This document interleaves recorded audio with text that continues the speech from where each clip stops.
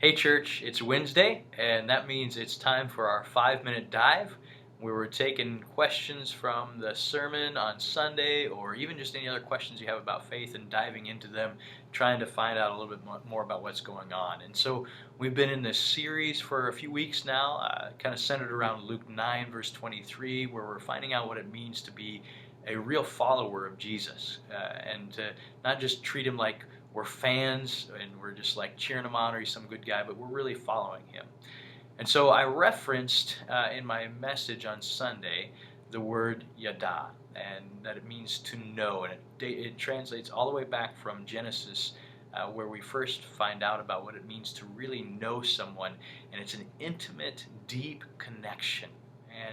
And so I referenced also in my sermon John 17:3, which says, "And this is eternal life, that they know you, the only true God, and Jesus Christ whom you have sent."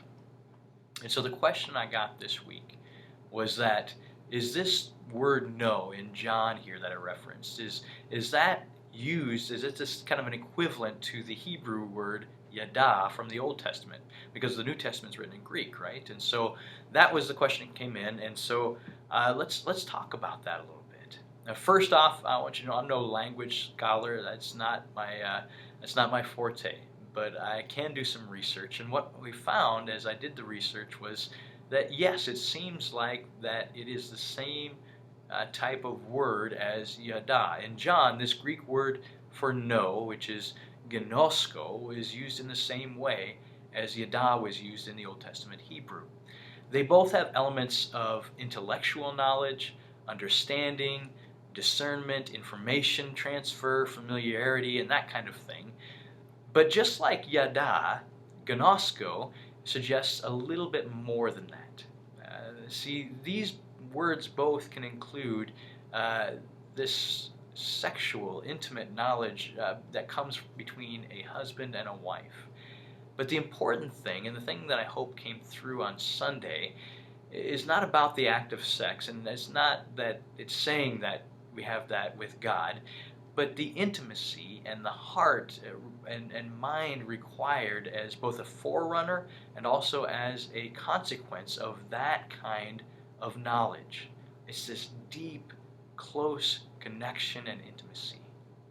To know God, as John is saying here, is not to only have an intellectual knowledge of God. It's to have this intimate, close connection. And it's given this language, I believe, because it's similar to the most vulnerable and intimate relationship we can understand between two people. And the reason John says that this kind of knowledge, this close connection kind of knowledge, is eternal life is because without it, we are in danger. This kind of intimacy with the creator of the universe is critical for us because we can be hurt in so many ways without it. Hosea 4:6 says, "My people are destroyed for a lack of knowledge." And the implication there, I think, is clear that the more intimately we know God, the more power we are granted from destruction. It's kind of like if I know that nitroglycerin goes boom because I know it does, right? But I'm not intimately acquainted with all of its properties, then I'm in some real severe danger if I dabble around with nitroglycerin, right? I need to know it intimately to be able to use it and not be destroyed. A lack of intimacy with God is life-threatening. Knowing God intimately gives so much fruit in our lives. A love for Him, a joy, peace, thankfulness, obedience, honor, reverence, things that bring us peace in our lives now and then propel us onward toward our future homes with Him in heaven. And we could never gain those things without that kind of intimate knowledge of God.